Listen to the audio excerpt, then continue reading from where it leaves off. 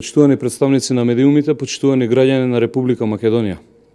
Истрагата за рекет е само фарса. Рускоска обвинителството прави се само за да ги прикрие трагите кои водат до главата на октоподот. 6 месеци беа оставени на Фросина Ременски да влијае на истрагата и да ги чисти доказите. Иако уште пред половина година сите знаеа за вмешаноста на Фрики во оваа афера. Символичното замрзнување на партиските функции е само замачкување на очите на јавноста. Во ситуација кога нејзиниот шеф Зоран Заев врши јавен притисок врз органите на прогонот, прогласувајќи ја за невина. Иронично е Фросина Ременски да остане пратеник кој ќе го гласа буџетот на Рускоска. Осомничената Фросина Ременски ќе носи и закони од областа на безбедноста, а треба да дискутира и за законот за обвинителство. Иронијата да биде уште поголема. Нејзиниот сопруг Јовче Ременски е функционер во ново формираната Агенција за национална безбедност.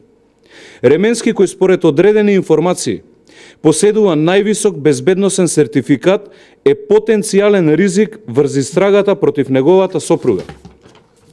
Дали Јовче Ременски знаел за криминалот кој сега се става на товар на неговата сопруга? Дали свесно ги прикривал и бил соучесник во истиот или нема никаков капацитет за функцијата што ја извршува? Дирекцијата за класифицирани информации и Агенцијата за национална безбедност треба веднаш да ја преиспитаат одлуката со која му е доделен безбедносен сертификат и да го стават под повторна контрола Јовче Ременски.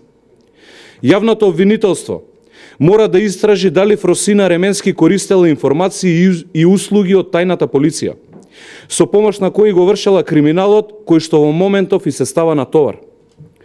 Јовче Ременски дотогаш мора да биде суспендиран. Јавноста беше сведок дека тој не размислува два пати кога треба да се закани со апсења и класифицирани информации. Не смее да се дозволи тоа да им го прави и на оние кои што ја истражуваат во моментов, односно го истражуваат делото на неговата сопруга. Криминалот не смее да се толерира. Време е власта да престане да глуми истрага и да се зафати со реално расчистување на случајот рекет. Со брачни другари на осомничените со сертифицирани и сертификати со највисок степен на доверливост во тајните служби, тоа не е можно во моментов. Ви благодарам.